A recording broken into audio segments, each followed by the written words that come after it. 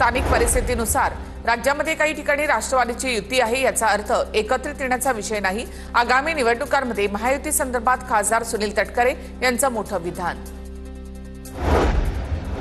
मुख्यमंत्र्यांचे मामेभाऊ बिनविरोध कसे निवडून आले? आल्हाद कलोतींच्या बिनविरोध निवडीवर पटोलेंचा सवाल। धमकावून प्रलोभना देऊन अनेकांचे अर्ज मागे घेतले, नाना पटोले यांचा आरोप। राजन पाटलांचं नाव दिल्लीमध्ये अमेरिकेत गेलं। जयकुमार गोरेंकडून माजी आमदार राजन पाटलांचं कौतुक। पिवळं दिसतं ते सोनं नसतं, बेंटेक्स असतं, गोरेंची उमेश पाटील यांच्यावर टीका। सत्तेचा गैरवापर करून राजन पाटलांची सून बिनविरोध निवडून येऊ शकते, अंबादास दानवेंची टीका। तर राज्यामध्ये शेतकरी आत्महत्या, भाजपने कोणता विकास साधला, दानवेंचा सवाल। महाराष्ट्रामध्ये नाराजी नाट्य कोसळणार, शिंदेना जागा दाखवण्याचा लोटस कार्यक्रम सुरू झाला। नाराज शिंदेना भाजप कवडीची किंमत द्यायला तयार नाही, सामनातून एकनाथ शिंदे यांच्यावर टीका। मुंबईच्या मागाठाणेमध्ये शिंदेच्या शिवसेनेला महापालिका निवडणुकांच्या पार्श्वभूमीवर मोठा धक्का। शिंदे सेनेच्या कार्यकर्त्यांचा मातोश्री निवासस्थानी उद्धव ठाकरेंच्या उपस्थितीमध्ये पक्षप्रवेश। शिर्डीमध्ये नगर परिषद निवडणूक प्रचाराच्या दरम्यान शिंदेच्या पदाधिकाऱ्यांकडून अपक्ष उमेदवाराला मारहाण झाल्याचा आरोप। शिर्डी शहरामधील प्रभाग क्रमांक 7 मध्ये प्रचाराच्या दरम्यान ही घटना झाल्याचा आरोप। अपक्ष उमेदवाराच्या पतीकडून गुन्हा दाखल करण्याचं काम सुरू। सत्य बाहेर येऊ नये म्हणून शीतल तेजवानीला व्हीआयपी ट्रीटमेंट।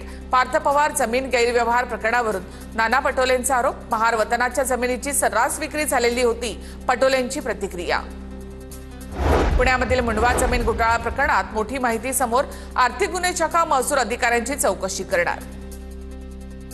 लातूरमधील मुस्लिम मतांना आकर्षित करण्यासाठी फडणवीस आणि शिंदेनी अजित पवारांना पुढे केलं, माजी खासदार इम्तियाज जलील यांचा आरोप। तर अजित पवार भाजपसोबत जाऊन भलते सेक्युलर झालेत, जलील यांचं वक्तव्य। लातूरमधील उदगीर नगरपालिका निवडणुकीमध्ये एमआयएम पुन्हा आक्रमक। एमआयएमने 40 पैकी 26 जागांवर उमेदवार दिले। उदगीरमधील काँग्रेस भाजपची बी टीम असल्याचा एमआयएमचा आरोप। रत्नागिरीच्या लांजा नगरपंचायतीमध्ये महायुतीची डोकेदुखी वाढली। नगराध्यक्ष पदासह 13 जागांवर भाजपचे बंडखोर उमेदवार रिंगणात। भाजपचे उपजिल्हाध्यक्ष आणि गटनेते संजय यादवांकडून राजकीय डाव। महायुतीमध्ये शिंदे सेनेला 15 जागा, एनसीपीला 1 आणि भाजपला 1 जागा। भाजपला 1 जागा मिळाल्यामुळे नाराजी वाढली। बीडच्या परळीमधील पवारांच्या राष्ट्रवादीचे नगराध्यक्ष पदाचे उमेदवार दीपक देशमुखांनी घेतली मनोज जरांगेंची भेट। परळीमध्ये अजितदादा नाही तर मुख्यमंत्री सुद्धा आणले तरी आम्ही मागे हटणार नाही, दीपक देशमुखांची प्रतिक्रिया। धाराशिवमध्ये शिवसेना आणि भाजपमध्ये जागा वाटपावरून वाद। वादाच्या पार्श्वभूमीवर मंत्री सरनाईक शिवसैनिकांची बैठक घेणार। जळगावच्या शिंदुर्णा नगरपंचायतीचे शिंदेच्या शिवसेनेचे उमेदवार परतले। शिंदे सेनेचे उमेदवार अज्ञातस्थळी गेले होते। उमेदवारी अर्ज माघारी घेण्याची मुदत संपल्यानंतर उमेदवार परतले आहेत। सिद्धराम मेहत्रे यांचा सत्तेच्या लालसेपोटी शिवसेनेमध्ये प्रवेश। जनतेचा त्यांच्यावर विश्वास नाही, आमदार सचिन कल्याण शेट्टी यांची टीका। दौंड नगरपालिकेच्या निवडणुकीसाठी महाविकास आघाडी एकत्र। ठाकरेंच्या शिवसेनेला राष्ट्रवादीनं 1 जागा सोडली तर राष्ट्रवादी 25 जागेवर लढणार। विकास कामांच्या मुद्द्यावर दौंड नगरपालिकेमध्ये एकत्र लढणार।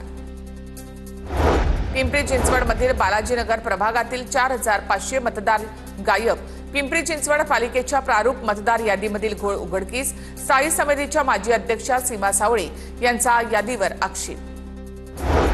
उत्तराखंडच्या अल्मोडा शाळेजवळील जंगलामध्ये 161 संशयित जिलेटिन रॉड सापडले। पोलिसांनी रॉड जप्त करून तपास सुरू केला आहे। शाळेजवळील जंगलामध्ये 161 जिलेटिनचे रॉड सापडले।